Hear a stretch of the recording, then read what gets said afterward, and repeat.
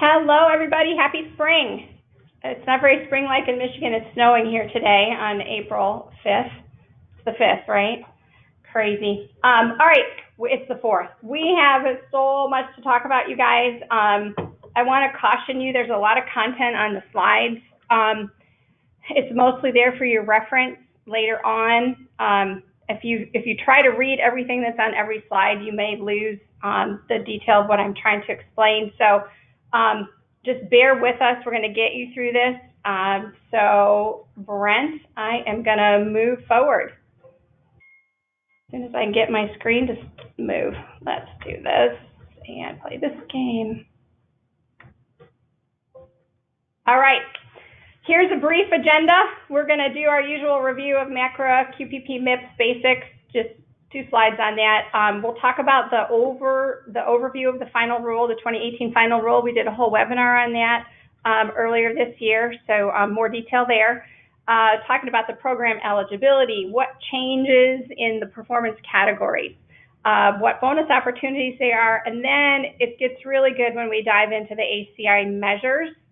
So we're going to go through every measure on the ACI dashboard, the 2015 updates, and then we will talk about the 2018 quality measure updates, and then changes to the performance threshold and payment adjustments, and then we'll try to summarize it all for you. So we always throw this in to anchor ourselves so we understand what MIPS QPP is all about. Most of you are in the merit-based incentive payment system track. We like to throw this slide in here as a reminder that cost is now counting in 2018. We'll review that very briefly. The bulk of this webinar is going to be focused on changes in ACI and quality. So the final rule, right? The big change in the final rule was the low volume threshold, right? 90,000 or 200 Medicare patients. That was the big change, and I have a whole slide on that.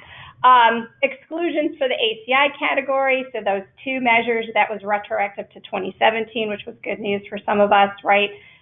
If you did fewer than 100 e-prescriptions or transferred out fewer than 100 patients for the HIE measure, you could claim an exclusion there for those 2 measures that are part of the base score.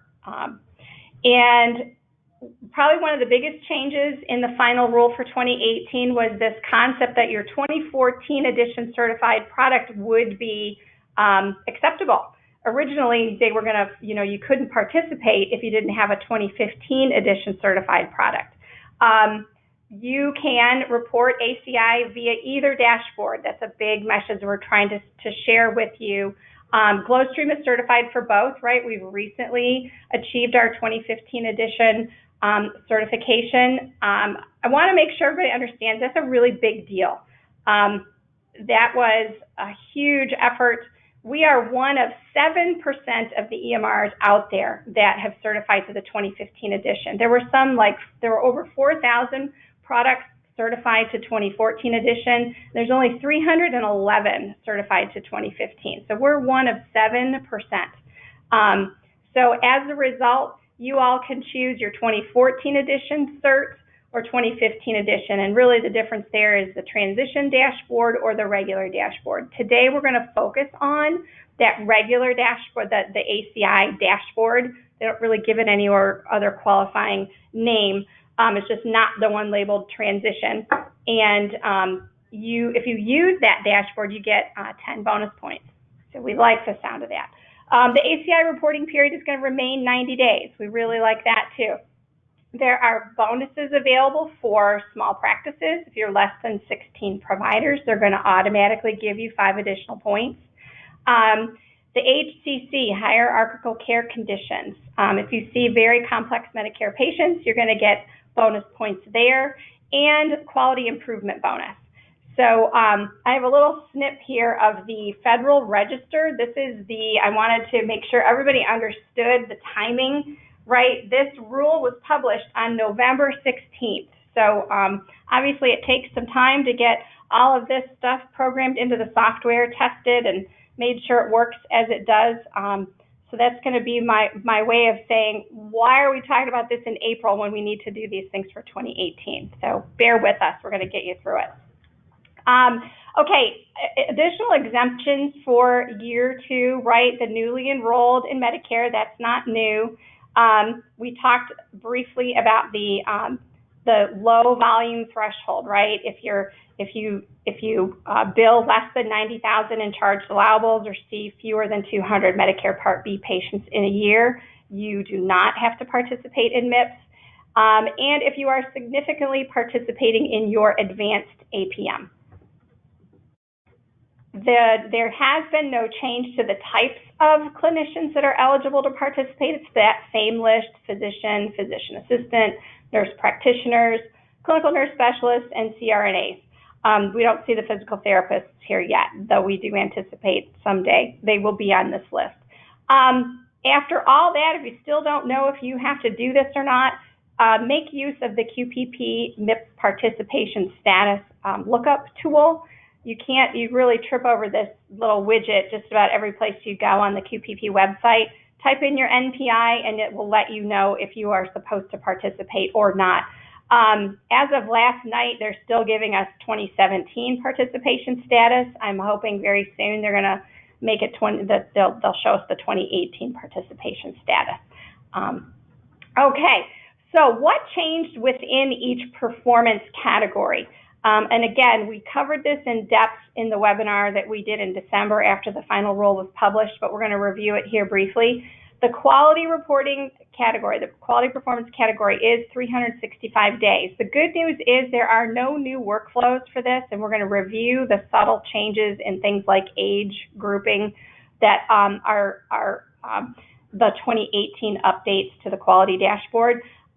So if you're continuing with the workflows you've used, you will be successful, so don't be fretting about that, but it is 365 days. The points have reduced in terms of maximum points contributing to your MIPS composite score. It's now 50%, it was 60. Those 10 points were thrown over to the cost category.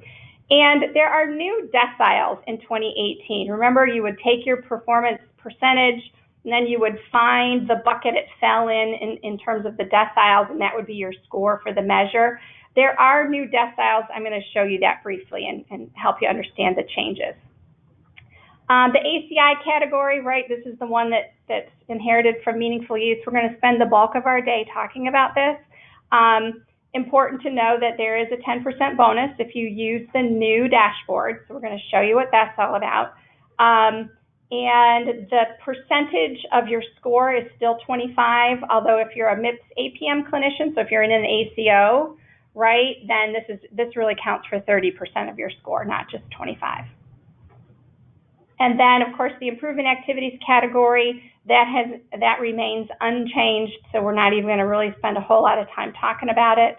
And then cost is the new concept for 2018, right? 10% comes from cost. If you're a MIPS APM clinician, again, that's those folks who are in an ACO, that you don't have to worry about cost. That's already being taken care of by your ACO. The big message here is there's nothing to submit. You don't do anything for this. They glean this from your Medicare claims.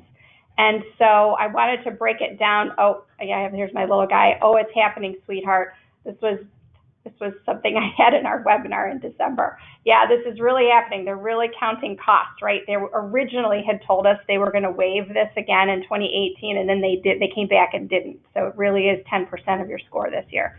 So the two measures, the two cost measures are Medicare spending per beneficiary and total per capita cost.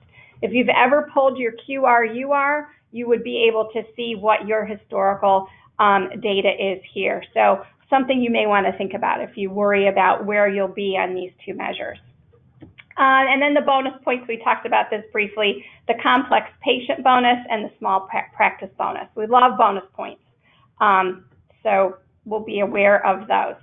Okay, I know that was fast, but I really wanted to get to this, which is really the meat of the webinar today, is what you all need to know. What do I need to do differently this year in order to make this new dashboard increment for me? So I've got a side-by-side comparison of the The old dashboard, we'll call it the transition dashboard. That's what the ONC and CMS call this, right? This is if you were 2014 edition certified, which our Torsa product was, the dashboard we all used for ACI last year. This is what we call, I'm going to call it the transition dashboard. You can still use it this year.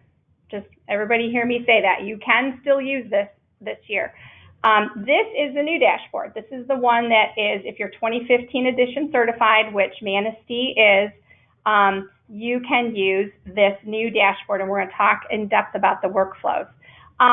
The base score changes just by one measure. There's one new measure called Request Accept Summary of Care, and we'll dive into the details there. So when you're talking about your base score between the old dashboard and the new, everything is the same with the exception of this addition of Request Accept Summary of Care. Also, CMS just does not do us any favors the way they keep changing the names of the measures. Last year we called the Summary of Care Health Information Exchange. They've gone back to the old nomenclature and now they're calling it Send a Summary of Care. It's the same workflow, they just changed the name again. So I apologize, this slide looks really busy, but I was trying to give you a little bit of comfort in understanding how what's old translates to what's new. So the security, over here on the left side of our screen is the old transition dashboard that we used last year. And on the right-hand side is the new dashboard that if you use, you get the 10% bonus points. And a lot of it's very, very, very similar. So, right, we still have to do a security risk analysis. So that maps over here. We still have to do e-prescribing. We still have to provide our patients online access. We still have to do view, download, transmit. We still have to do patient-specific education, secure messaging, summary of care upon transitions of care, and medication reconciliation. However, there are two brand new measures, patient-generated health data, and we'll talk about that, and this Request Accept Patient Care Record, which is part of the base score. There are changes as well. Medication reconciliation, you'll notice, is now called clinical information reconciliation. It's not enough to reconcile meds now. You have to do problems and med allergies, and I'm going to talk to you about the ways that you can do that. And there are subtle changes in the other measures as well, some not so subtle. So we're going to take a deep dive into the actual workflows. In terms of how you get, so I've been talking about the new and the old dashboards, right? This is just kind of the same information but displayed a little bit differently. So this is straight off of the CMS website. So here's that new measure, Request Accept Summary of Care and Patient-Generated Health Data. Those are the two new measures. In our dashboard structure, the menu structure, the dashboard we're talking about today is called this ACI dashboard. The old dashboard was the one called 2017 ACI dashboard. Because they have allowed this to be used again in 2018, I've asked the developers to rename this the ACI Transition Dashboard so that you're not left thinking it's not available to you this year, just in case. And here's where I want to make the big pitch for why I think it's so important for y'all to try this new dashboard. In 2019, we firmly believe, and we don't know yet, right? They didn't finalize the 2018 rule until November 16th of 17, so this could change. But at this time, we do believe you will be forced to use the new dashboard for a full 365 days. So take the time in 2018 when you have just 90 days to master, to be excellent for 90 days. Take the time in 2018 to get used to these workflows. That's my big pitch for you. You don't have to behave differently you can still monitor your old dashboard and decide that you're going to really submit that one, but target the new dashboard and do your very best to incorporate the workflow so you can be successful in 2019. Okay, so here we go. And just a little orientation to the slide deck. You're going to see a screen like this for every measure. This is sort of the nuts and bolts straight from the horse's mouth, right? We're going to give you a measure description and then we'll give you details about reporting requirements. Don't try and read this whole slide every time I come to it. If there are no changes, I'm going to give you this nice little light blue unchanged. So this is the security risk analysis has not changed. And if it's part of the base score, I'm going to give you this little green box. So security risk analysis, you guys all know about this. You've been doing this for years. Every now and then we still get questions from folks about, how do I need to do, what do I do about this? What do I need to do? Do you guys do this for me? So I always point folks to this tool out on the healthit.gov website, and there's a little link right here to this tool itself. I've actually used this at a practice. It's long. Don't think it's something you can get done in a couple of hours. It's very in-depth, but there is a tool out there. I also pulled off of that website 10 myths of the SRA. And you can read this at your leisure, but it does do a good job of helping us understand, and separate fact from fiction. There's things here like, I don't have to do it if I'm a small practice. Not true. If I just have an EMR, I'm good to go. My EMR vendor took care of this. I don't have to worry about it. Or I have to outsource it. Not true. You can actually do this in-house. So you can take the time to read this at your leisure, but the bottom line is you still have to do the SRA as part of the new dashboard. E-prescribing. So here's our next measure. This has also not changed. And again, remembering that this is part of the base score, and really the only thing, you really only have to worry about having this done for one patient.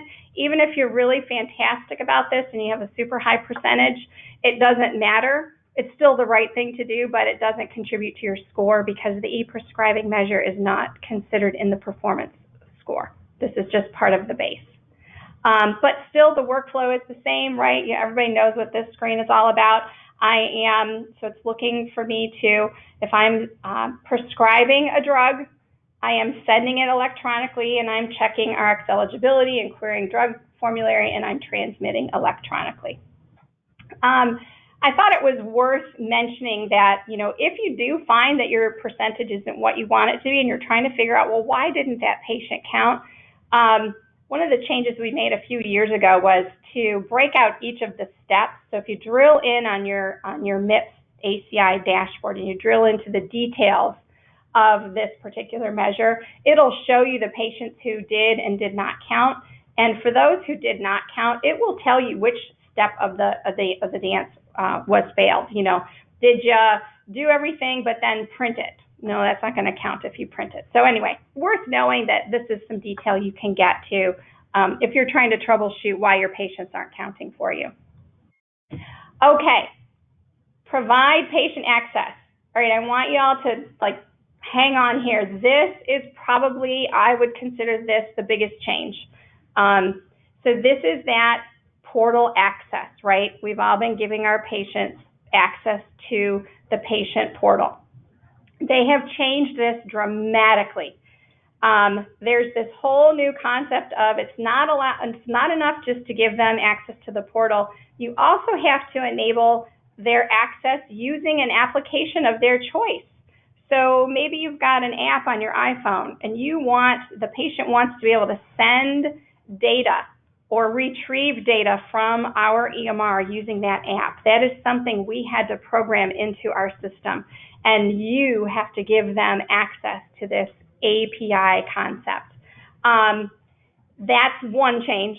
The bigger change is it's no longer enough just to give them portal access. You have to proactively send the C-CDA to the patient's portal after every visit. So remember the clinical summaries measure in meaningful use stage 1 that just plagued us? Everybody hated that measure. It was the worst one. You had to print the C-CDA and hand it to the patient at the end of every visit. And then they took that away for a while. Well, guess what? It's back with a vengeance. And now you have to do it via the portal. You can't even just print it. So you have to at the end of every visit.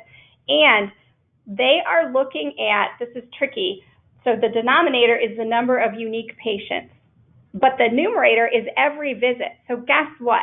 If you see the patient 3 times in the reporting period and you send the C-CDA the first time, but you miss the second time, that patient is a big fat 0 in your dashboard. So this is a huge, huge change.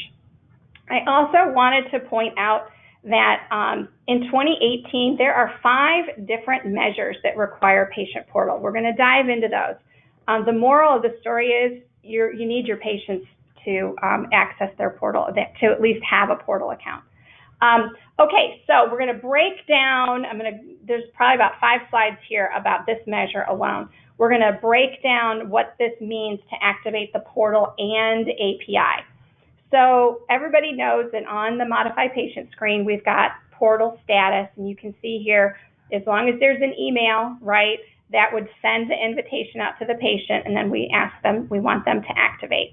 So I need an active portal account, an active API. We really, really, really think that you ought to, so this is a best practice recommendation we're giving you here. When the patient has given you their email account, don't just rely on them to, access the portal and activate their account. Use the quick activate that's available to you. And when you hit quick activate, you get something that generates a password for them, which is, something that's very, high security password. You can see that in my screen there over on the bottom right-hand side. We give you 2 buttons. Print, it will print the username and password. You hand that to the patient, or send it to them via email. But what you've done here is you've activated that portal account, so now it's available to you to do all the things you need to do that your numerator is tied to. And we're going to talk about those other measures. But I can't stress enough how important I think it is to start using the quick activate button. Okay, so let's go to the next. So quick activate for both portal and API. Now I am in my exam note. It's at the end of my visit, and I am now going to hit generate C-CDA and then send to portal and API. And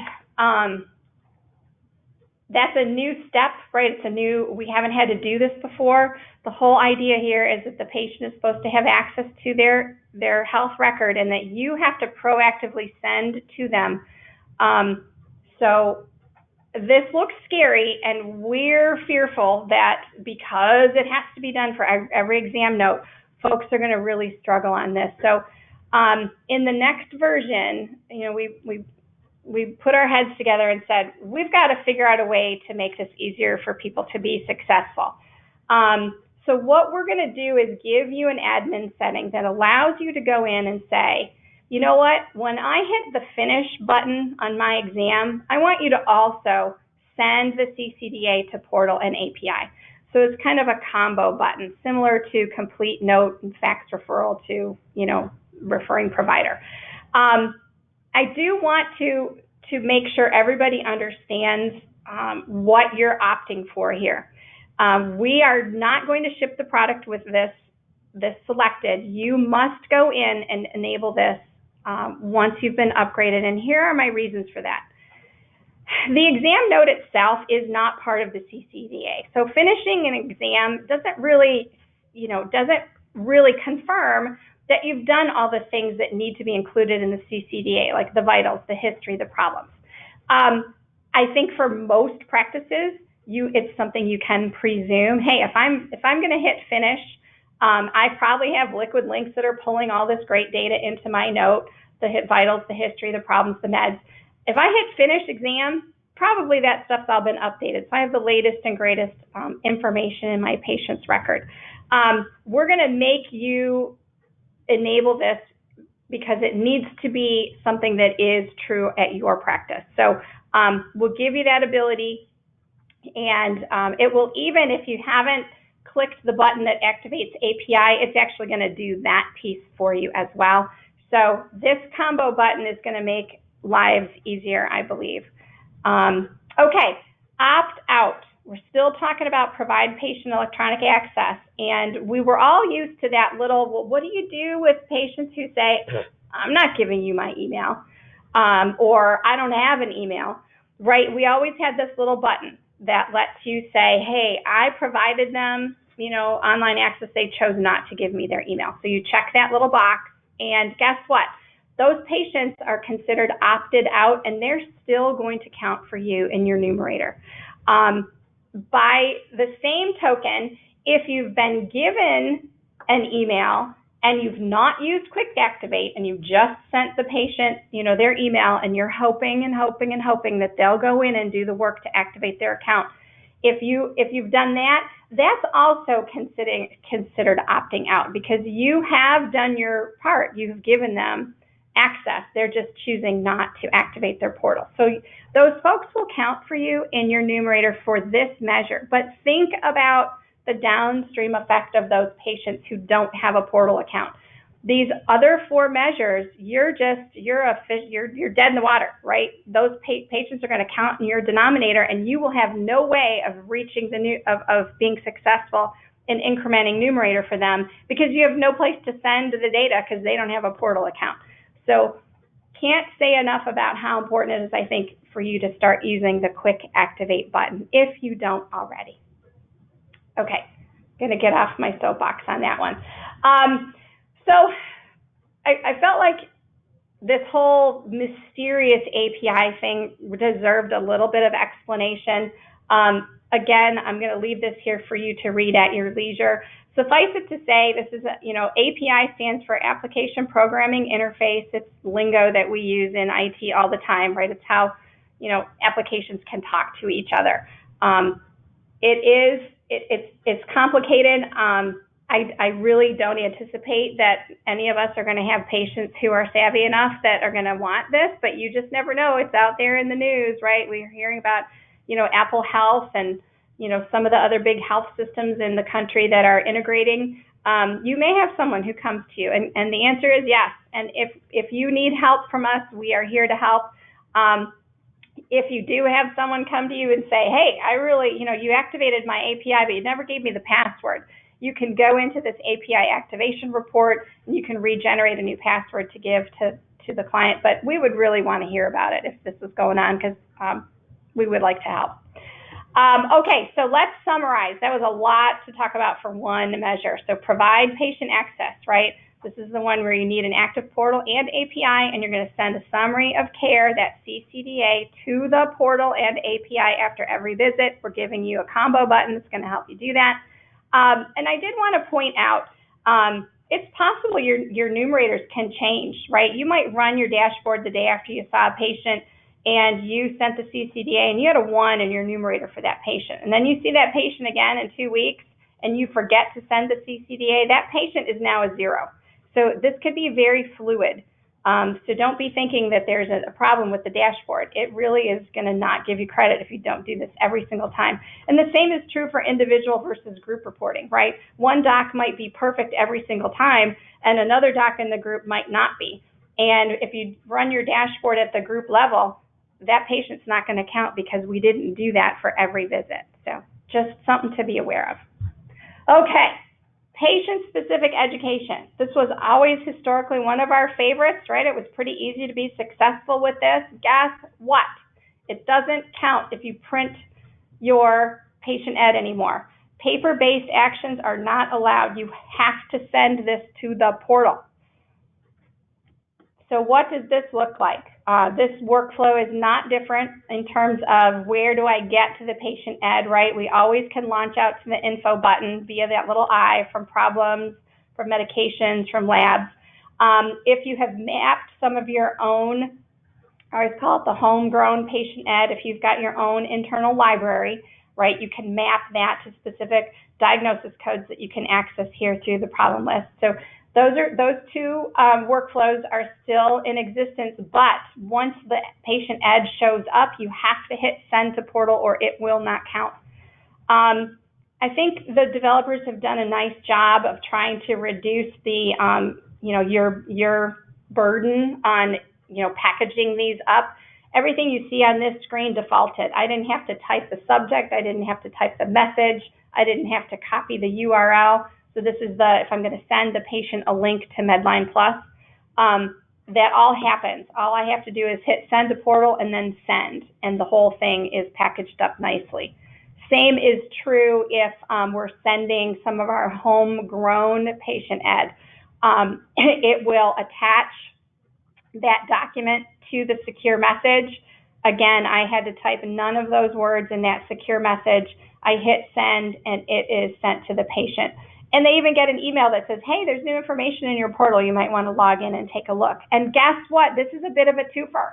We get credit for the secure message measure as well when we do this. So it might feel like, oh, no, there's a change in this workflow and I can't just print. In the end, I think this actually is a good change, and you're going to get credit for 2 different measures. The same is true of smart diagnosis. If I've taken the time to map patient ed to a specific diagnosis in SmartDX, same story. I can hit send to portal, and it's going to attach that document, and I'm going to get credit for both patient ed and secure message. Okay, view, download, transmit. This is not new either, right? This is the measure where the patient is logging into their portal account and they're viewing, downloading, or transmitting their health information. There are some subtle changes in the background, right? They've added that whole API business to this measure as well. Down here in additional information, I've highlighted kind of in this, new color. This little orange is meant to help us understand things that are a little bit of a delta maybe from the past. There was a time that they would allow us to count in your numerator things. There was no time limit. They'd say, oh, okay, let's see. Here's this patient. Yep, 5 years ago they did VDT. Oh, okay, they're good. I think they recognized that they had not put those parameters on us in the past, so those days are over. These things must happen in the performance period, and in some cases, the year in which the performance period falls. So just be aware of that. So the workflow, right, so this is kind of tied to that generate C-CDA upon the close of the exam note for your providing patient access, right? You're going to send that C-CDA, so you still need to do that. It's helping in your view, download, transmit, right? The idea here is that the patient has timely access to their most up-to-date health data. So it's important that you be sending the C-CDA at the end of the visit, which we've already talked about. So that's being sent up to the portal. And then this is what it looks like for the patient when they log in. They click on that health information, and then any one of those options at the bottom, either viewing, downloading, or transmitting, or sharing with somebody else, those steps all increment the numerator for you for the view, download, transmit. Just a little sidebar, best practice recommendation. One of our most successful practices got very good at, they would work with the patient to get them logged in during the visit, and then they would have an iPad or some device and sit with the patient while they were waiting to see the doctor and say, hey, let's get you logged into your portal account. Oh, hey, here's this button. If you click on that, you get to see your health information. Oh, and here's how you can send us a message if you want to. Those are clearly the practices that are going to be the most successful, right? Meaningful use, stage 3, which is essentially what this is all about patient engagement. So the more engaged the patient is in the use of their portal, the higher your scores are going to be, and they're definitely incentivizing that. Okay, secure messaging. Another measure in which the workflow is unchanged, right? They're still looking at, they want these things to happen in the performance period, but this is not a different workflow. So as in the past, right, any place in the system where you see this little envelope with a lock on it, secure message, that is, you can click on that wherever you see it in the system, and then you can go generate a secure message. And again, remember that this is going to increment for you if you send to portal the patient education, because it's being sent via secure message. Important to understand who gets credit. So in some practices, it's not, obviously if you're a doctor and you're logged in and you send a secure message, you're getting credit for that. But more often it's the staff that's doing work like this. And so who do we know to give credit to on the dashboard if we're not doing group reporting, which, by the way, we do advise group reporting. It just makes everyone's life easier. But if you've got one provider who's really great and another who's not, and you don't want to report as a group, the provider who will get credit if a staffer sends the message is going to be the demographically assigned provider, which just makes sense. Okay, patient-generated health data. This is the brand new measure, one of two brand new measures. So I'll just read the little measure description here. Patient-generated health data or data from a non-clinical setting is incorporated into the certified EHR technology for at least one unique patient seen by the MIPS EC during the performance period.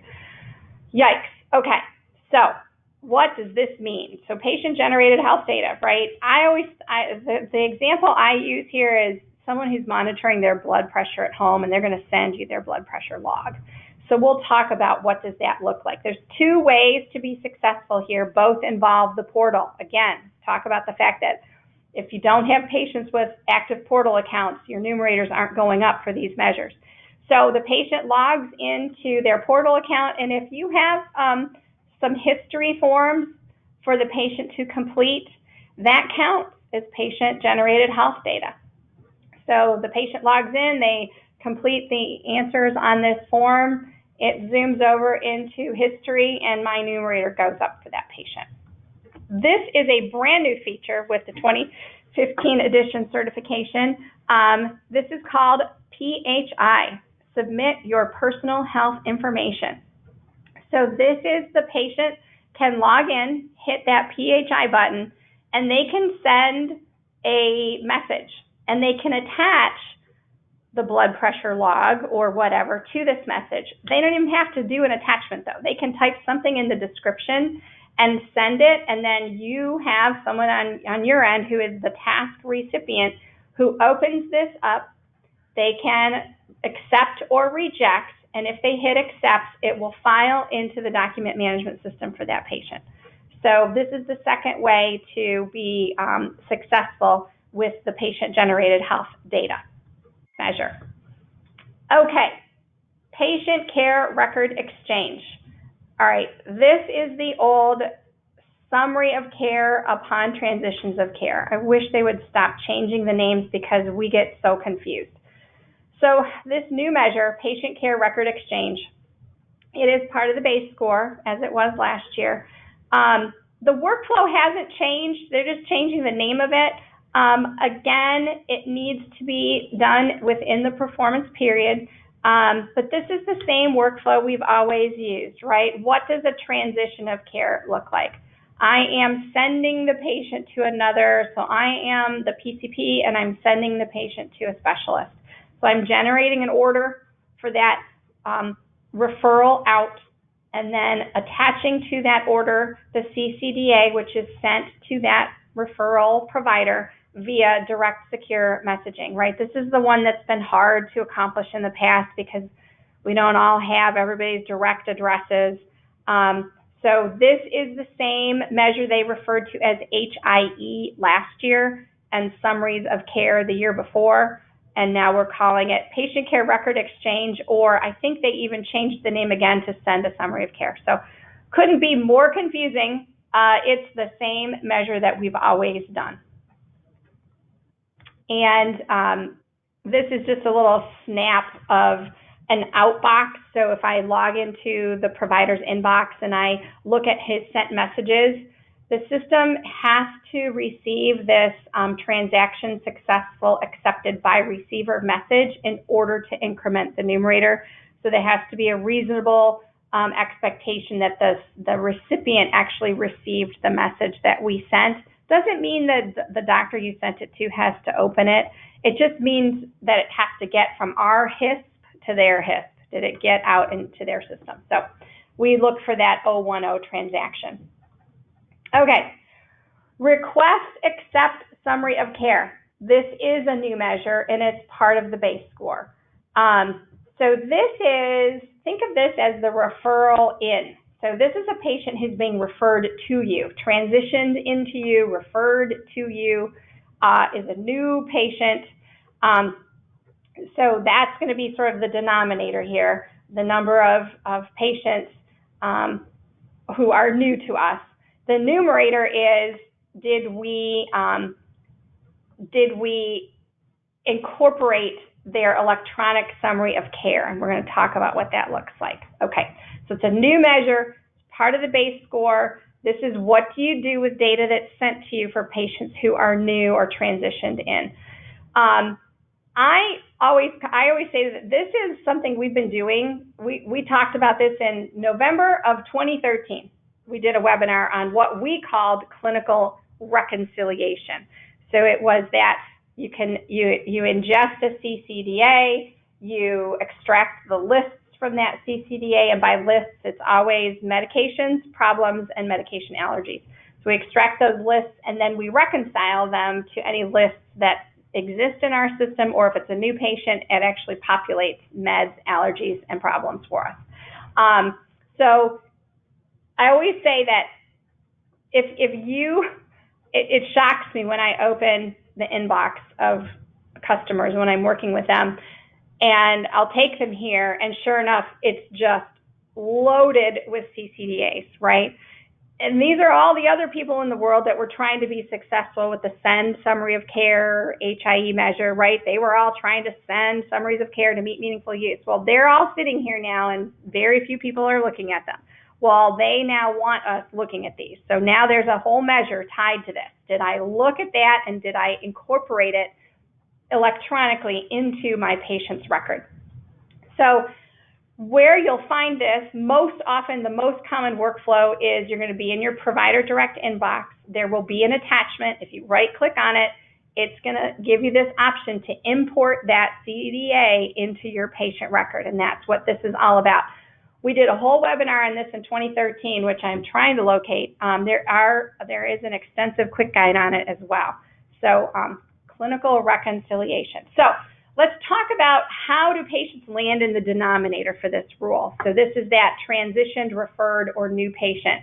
The concept of a transitioned patient, so this is like the patient who's transitioning out of the hospital, and you're going to see them that first time post-discharge. That little button that's kind of way over to the right here, that opens up your inbound, your hospital under Edit, Contacts, Hospital. Any hospitals you've defined in there, they appear for you here, and you check that box, and that tells the system, oh, we're getting the patient in on this date from the hospital. Same story for that inbound transition of care from a referring provider. So this is if someone has been referred to me, I click this little button, this opens up, and that maps to your Edit, Contact, Physicians list. And this is something that's been available for a while. Or it's a brand new patient. Well, you would ask, how does GlowStream know it's a new patient?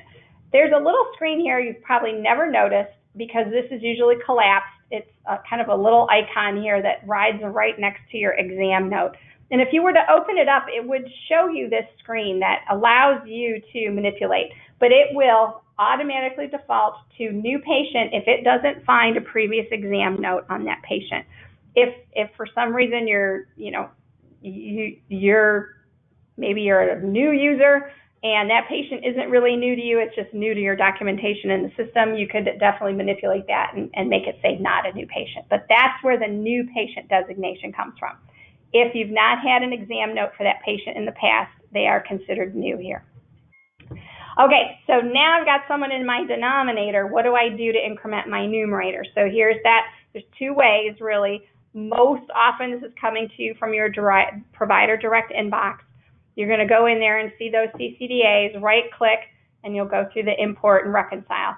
Then the old-fashioned way, back before we were doing a lot of communication via direct, maybe someone brought you their C-CDA on a jump drive. I'm sure it never happened, but that is another way. So if you can browse and upload from your hard drive or from a jump drive, and then you could import into GlowStream that way. Once imported, then you go through the extract and reconcile steps.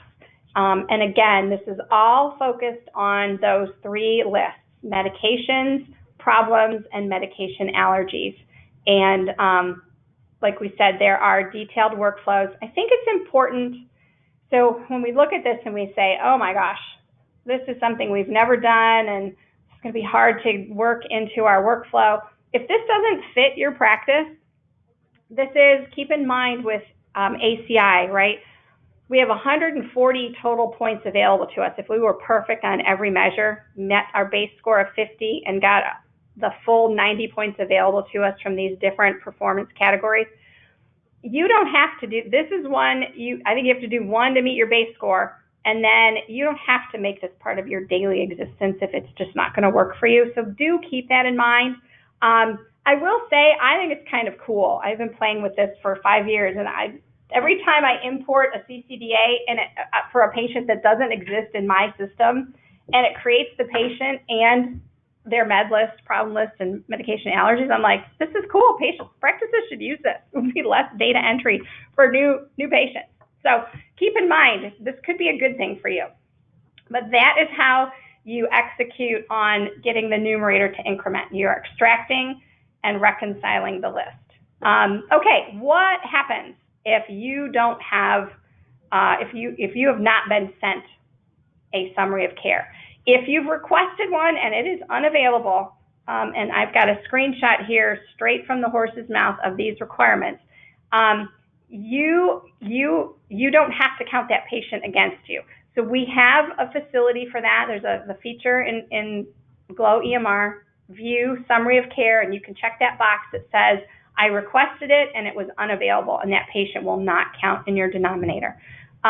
I caution you to use this judiciously, right? We wouldn't want you to get caught with some, summary of care sitting in your inbox and you went and said you didn't have one. So be careful with this, but it is available. Okay, so clinical information reconciliation. And you're all going to go, wait, Julie, didn't you just tell me that's what we just talked about? Well, guess what? This is clinical reconciliation is what we've always called this request accept summary of care. CMS, in their wisdom, has changed the name of the old medication reconciliation measure. They call that now clinical information reconciliation. I can only apologize. I used the name before they did, but we're going to go with their naming convention. So clinical information reconciliation. Think about this as the old med rec, but on steroids. So now I have to do it for allergies and for my problems. Okay, so what does that look like? This screen should look very familiar. We just talked about this. This is the same bucket of patients. They've been transitioned to me, referred to me, or they're new. And how am I successful? Everybody remembers the cute little pill bottle, the colorful pill bottle in the med history, right? You click on that and say, I reconciled my med list. That is, we've given that same kind of functionality to allergies. So on the history screen, you'll see there's a new button called Allergies Reconciliation, and I go here and click Reconciliation Performed. Same on problems. This is the manual way to achieve this numerator, clinical information reconciliation. This is the manual way to be successful. The workflow I just showed you for the request accept summary of care where you import the C-CDA, that's the automated way to be successful incrementing numerator for this measure. So that, you guys, we got to the end of, and with 5 minutes left, we can talk about quality. That was everything for ACI. I know, I'm so sorry, you guys. This has been a lot. It gets easier from here. So what we owe you in terms of information regarding the quality measures. So, right, this is that. If you're in an ACO, you can like snore now. You don't have to worry about this. But if you're someone who's not in an ACO and you submit your quality measures and you want to use the GlowStream quality dashboard to do that, of the 25 measures that we're certified for, 8 have updates. These are not workflow changes. I don't want you to get concerned that there's a workflow that you don't know about. These are subtle changes to timing and ages. So we're going to walk through those. And I apologize, there's a lot of color on this screen, but I was trying to compare apples to apples because they changed so much. So this is functional status assessment for total knee replacement. The same is true for total hip. If you're not ortho, you don't care about this. But the long and the short of it is they've changed the timing of when you do that functional status assessment pre-op and post-op. That's essentially the change here. I went out to the ECQI website to try and gather the logic of each of these things. So at the bottom of each screen, I've posted what they consider to be the logic of why they did this. And for this particular scenario, it was simplifying timing restrictions was basically what their message was. Their effort here is to make this simpler for us. So this is the exact same story, but for knee replacement, so I'm going to move past that. Okay, BMI screening and follow-up plan. A lot of us use this one. It's been a popular measure. Most people are using this measure. There is the potential for the need of a new workflow here, and I'm going to elaborate on that. The biggest change is what was a 6-month window is now expanded to a 12-month window. So the percentage of patients aged 18 years and older with a BMI documented during the current encounter or during the previous 12 months and with a BMI outside of normal parameters, a follow-up plan must be documented during the encounter or during the previous 12 months, blah, blah, blah, blah, blah. Okay, so it wasn't enough. I always say we were just getting too good at this. So I'm going to show you where the potential exists that you might have to do an extra workflow. So this is the screen where we're documenting. So if you've seen your patient, if their BMI is abnormal, you are supposed to do something like, tell them to go eat less or exercise more or do something to counsel them, some lifestyle recommendation regarding their BMI being too high. There's a certain category of intervention called refer to weight management program.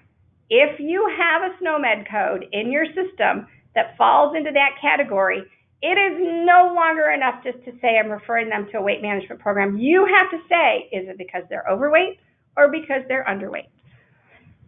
Don't get me started. Okay, so I want to talk to you about, for most of us, so this is, I'm sorry that I threw this in at the last minute because I really want to try to help folks not be too concerned about this. This requirement to add the overweight or underweight business is only true of a certain class of interventions. Only the ones that are under this, and this is a screenshot of a spreadsheet that we have to use to, they give us we have to go get these every year and we have to study them and make sure that we're not missing any steps. And sure enough, if the value set name does not have this, referrals where weight assessment may occur, then we don't have to worry about underweight or overweight. So for most of us, I think we've used this lifestyle education regarding diet and offering encouragement to exercise. This is, if you've worked with us, these are the codes we've recommended that you add to your environment. Those SNOMED codes do not fall into this new category. However, if you have a measure, and this is a screenshot straight from the practice I spend the most time working with, these are the exact history items that they had available to them to handle the blood pressure and BMI lifestyle interventions. If you have one that says refer to weight management program, if I pick this, I have to now also pick, am I doing this because the patient's overweight or underweight? And so the place where you do that is this new code right here. We are in 9010 going to give you the ability to tie this directly to the SNOMED code so you don't have to do it every time. So if you really are devoted to this particular SNOMED code, I would encourage you to pick one for overweight and one for underweight, and you would tie this reason code to it, and you would be okay. So that is the only potential workflow change in the 2018 updates. Okay, so back to the other measures. CMS 90 is that functional status assessment for congestive heart failure. I don't think too many people use this one because it's fairly intricate in terms of what that functional status assessment looks like. But if you are using this one, your denominator is going to grow because what used to be patients that were 65 and older is now patients that are 18 and older. Colorectal cancer screening, another popular measure. The change here is just there are more tests that count as screening. So So this is a kind of a good thing, right? So they're just going to make it a little bit easier for you to be successful. So you would, if you've got those two procedures in your database, you'd have to make sure the LOINC codes were there and all that good jazz, so that if you are getting results using either of those two screening methods, then your numerators will go up for those patients. Tobacco use screening and cessation intervention. Okay, another one that everybody uses, and I actually am speechless on this. They took a simple numerator-denominator concept and they broke it into 3 different patient populations. You don't do anything different. You're still doing the same thing, but it's helping you, I suppose, if you're trying to troubleshoot and figure out what's going on, why are my numerators not going up. They're breaking out into a specific population, the patients who are smokers and did or didn't receive their tobacco cessation counseling.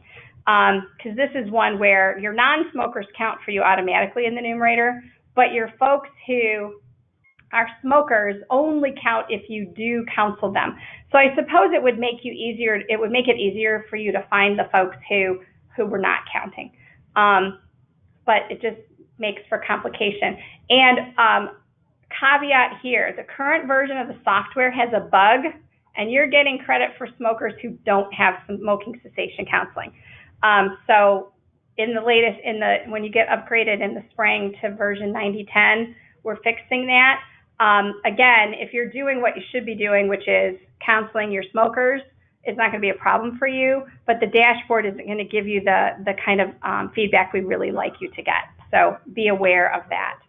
And then for flu, they changed your denominator here is also going to go up because they dropped the requirement for 2 visits. So just any patient seen in the measurement period is going to count in your denominator.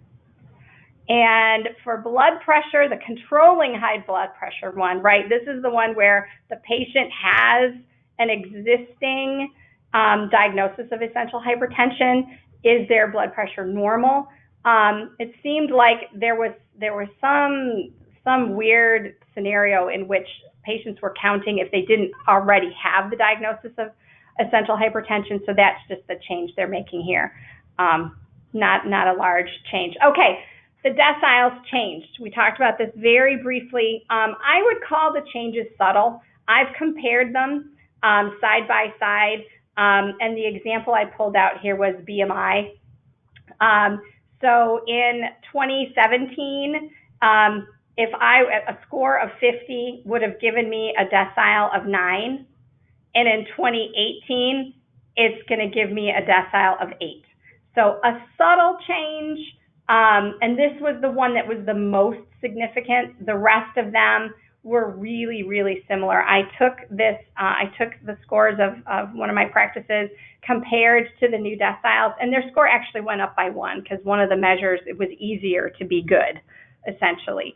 So just be aware there's been a change, but it's not drastic. Another change that is relatively drastic is when we compare 2017 to 2018. So this doesn't matter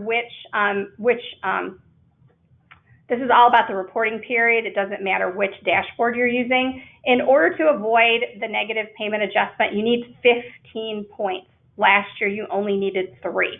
So how do I get 15 points? Here's a couple of ways to get there, right? The ACI base score, which is 50 points times 25% would be 12.5, and then I would do 1 quality measure. Okay, there's my 15. Maybe the ACI base score and 1 medium weighted improvement activity. That gets me to over 15. If I do 6 quality measures and do the bare minimum for each, which would give me 3 points, that's going to be 18 or 15. It's going to get me over that hump. If you do if you fully meet the improvement activities category, that's going to give you a full 15. So a couple different ways to get to the 15 to avoid your negative payment adjustment. So we're going to land the plane. What do we do now? I want you all to try and just keep eyes on the prize here and remember what this is all about, right? This is all about achieving the triple aim: better population health, enhanced patient experience, lower costs, right? That's why they're making you do this. Patient engagement we know leads to better patient outcomes and higher patient satisfaction. That's my pitch to you to activate your portal accounts. If you take nothing away from me today, take that with you. Those portal accounts need to be active for you to be successful. Continue the good habits that you already established last year, but do focus on the new changes. Seriously consider using the new ACI measures, not the transition measures, right? That whole idea that they're giving us 90 days this year to get good at this, but next year they're going to make us do it all year.